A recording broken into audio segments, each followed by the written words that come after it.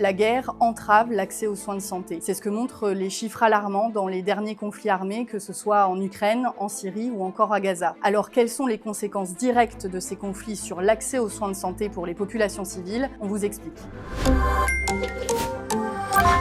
Les récents conflits armés, que ce soit en Ukraine, en Syrie, à Gaza, ont montré que les infrastructures de santé et les personnels soignants n'étaient pas épargnés par la guerre.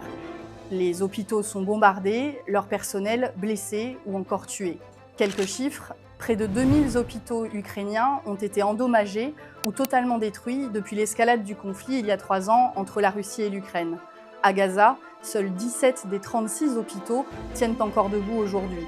En Syrie, après plus d'une décennie de guerre, un quart des infrastructures de santé sont aujourd'hui inopérantes. Au-delà des chiffres, ce sont des adultes, des enfants mutilés avec des blessures très graves, des personnes handicapées privées d'assistance. Ce sont des millions de vies qui sont aujourd'hui en danger.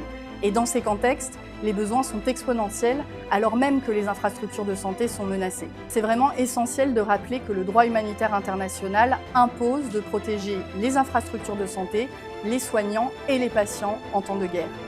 Ce n'est pas seulement inacceptable, c'est illégal. Pour faire face à ces obstacles, Handicap International intervient sur le terrain en urgence, que ce soit à travers des équipes mobiles ou en support à ces infrastructures de santé toujours opérantes. Mais cela ne doit pas nous empêcher de continuer à nous mobiliser pour dénoncer ces entraves graves à l'accès aux soins dans les contextes de guerre. Parce que chaque vie compte, la protection des civils doit être une priorité.